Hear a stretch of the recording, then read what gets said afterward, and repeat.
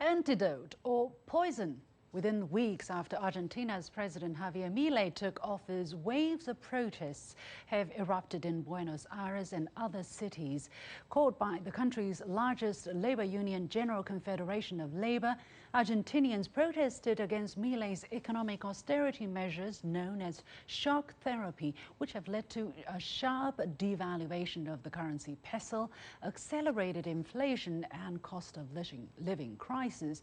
Over the past 12 months, Argentina's inflation has reached over 200%, the highest in the world. Of course, it's not all the work of the new president, which only came into power at the end of last year, and yet the situation has gotten much worse. Milei remains, however, defiant, saying that he wouldn't waver from his campaign promise to shake up the so-called state-controlled economy. Why is he encountering so much opposition so soon after elections? Is he bringing more problems to solutions? I'm very curious about these answers and try to understand the situation, and thus pleased to be joined from Shanghai by Argentine economist Gisela Cernadas, and from Shanghai by Niu Haibin, director of the Institute for Foreign Policy Studies at Shanghai Institute for International Studies. The warmest welcome to both of you. So, President Milei vowed to make steep government spending cuts and get rid of the central bank in last November's presidential runoff. However, he had 55.8%, 11% more than his competitors. So, Gisela, let me go to you. So the voters, the people, knew what he was going to bring about to the economy, what kind of measures, what kind of drastic measures he was going to bring about to the economy. But are they somehow surprised at exactly how dramatic these measures are? Hi, good morning. So, well, the first point to single out is that I think that when people voted for Milei in November elections, most of them were voting because they wanted a change. As you mentioned, the inflation was pretty high, it was 160% by November 2023. So we're desperately voting for a change in the country. Some of them, of course, they voted for the liberal policies, but most of them, they were a bit seduced by a fake speech saying that the liberal policies will indeed improve the quality of life that they are living.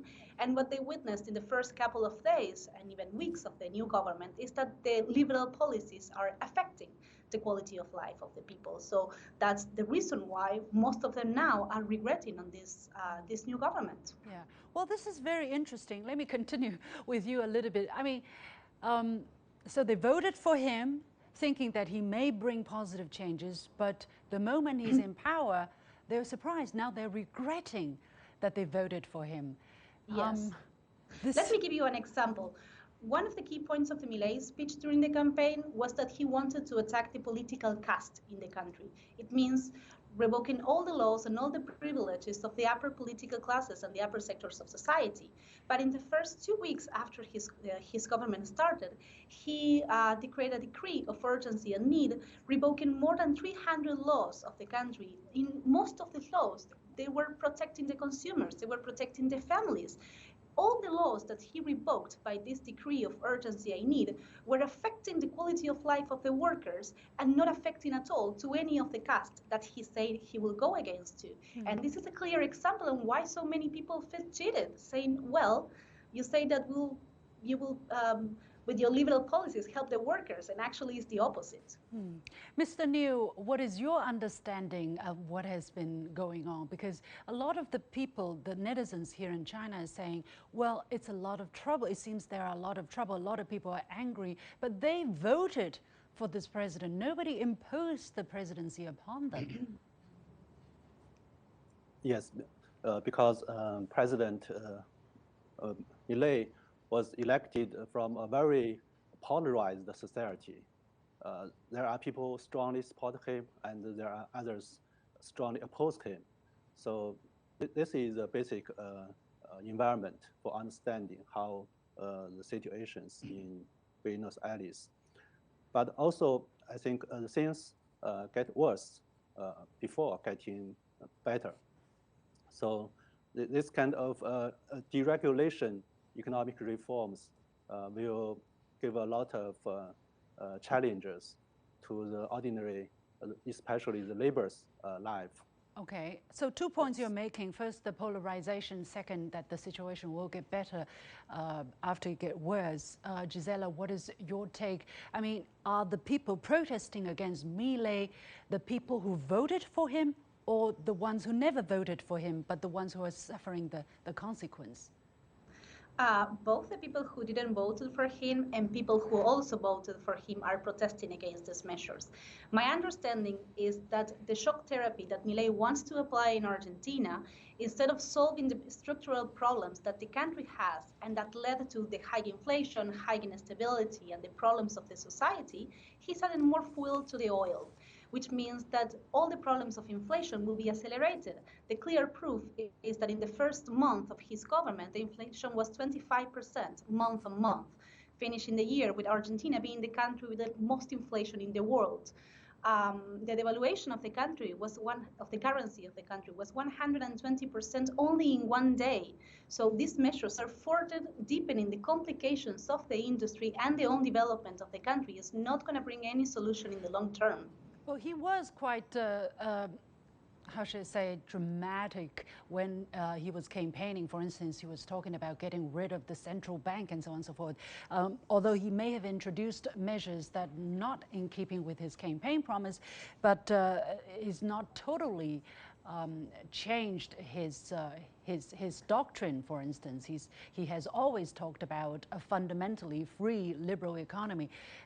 So do you think he has deliberately misled the voters, or it's just when he comes into office, the reality gets real for him, that he has to fit into the system and find a compromise?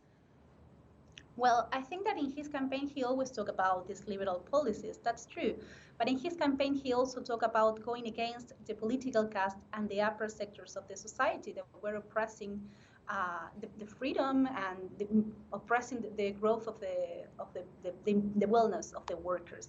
What he shown with his first measures was that he was giving all the privilege to the political caste and not to the workers. So that's a concrete lie about the political campaign.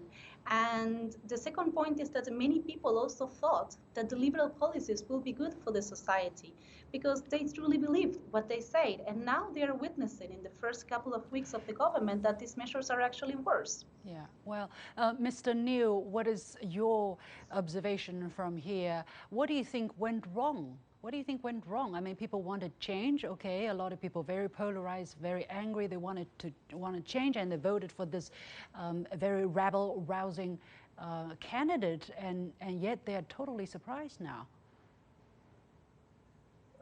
Yes, I think there is no easy answer to this difficult and complex situation. So it's understandable that the central bank are still there, but there are some real deregulation and pro-market measures has been adopted to reflect the real inflation and the currency, this kind of things, to make the and I think the aim of the government is try to make the market to be effective.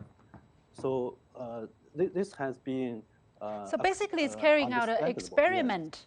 Right? It's carrying out an experiment, yes, on the society, on the economy, and a drastic one, Mr. Niu.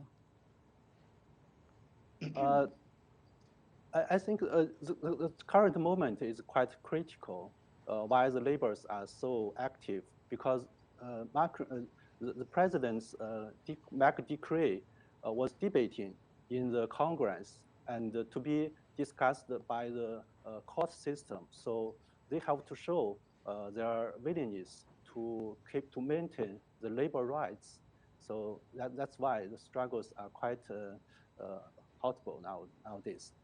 Gisela, what do you think is actually the problem? I mean, people have the right to feel angry, to feel frustrated. That's why they voted for someone. They were sick and tired, from my reading, sick and tired of the old system, of the old ways of governing. They wanted to give him a try, and yet all of a sudden they're stunned by what's happening. So what went wrong? What went wrong? Is there another way to fix this?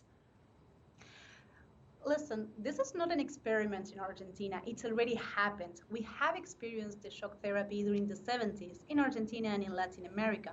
When the US pushed the Condor Plan in Latin America to overthrow the leftist and progressive governments, they also used this occasion to introduce by the force extreme liberal policies in our economies. So Argentina already experienced these kinds of policies, and it was very harmful for the people.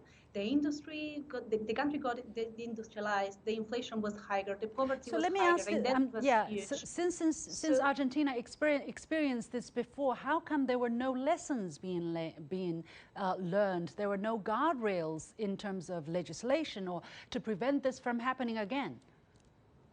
Well, that's a very important question, and I would like to know a good answer, because otherwise people will not be voting for an extreme liberal government. We can understand that people were tired, that they needed a change in the country because of the inflation and the instability that get people into and out of poverty all the time. But I think that if we have a deeper study of the history, we should not vote for this liberal candidate. So I would like to know a clearer answer to prevent any country to fall into this liberal attempts. Yeah. Do you think things will get better after it get worse, Gisela? I don't think that things could get better with this government, because they are using the inflation and the devaluation of the currency as a mechanism to transfer wealth from the workers and the middle sectors of the society to their political class. And actually, they are all financial speculators. So they need the inflation and they need the devaluation to increase their wealth. So you think it's a moral issue? It's an issue about lying to the people instead of an issue of competence? Yes. They are very competent in what they are doing, which is transferring wealth from the working class to the financial sector. I see. Mr. Niu, what is your... I disagree with that. Yeah. They are very competent in that. Okay. Okay. Mr. Niu, what is your judgment? Do you think it's a matter of confidence, it's a matter of mismatch of theory and reality, or is it a matter of intention trying to steal the state? I think it's a matter of patience, to give a little more time for the new administration to improve the situation. So the IMF is expecting the new government can achieve some short achievements so that the international investors have confidence to invest in the country. But there are still a lot of uncertainties. Okay. Well, we'll certainly be keeping a close watch on the situation. Many thanks for my guest, Gisela Cernadas, joining us from Shanghai, who is an Argentine economist, and Mr. Niu Haibin, also joining us from Shanghai, director of the Institute for Foreign Policy Studies at the Shanghai Institute for International Studies. With that, we come to the end of this edition of The Point with me, Li Xin. As always, you can follow me on Facebook and Twitter using the handle Li Xin in Beijing. On behalf of the whole team, thank you for watching. You've got The Point.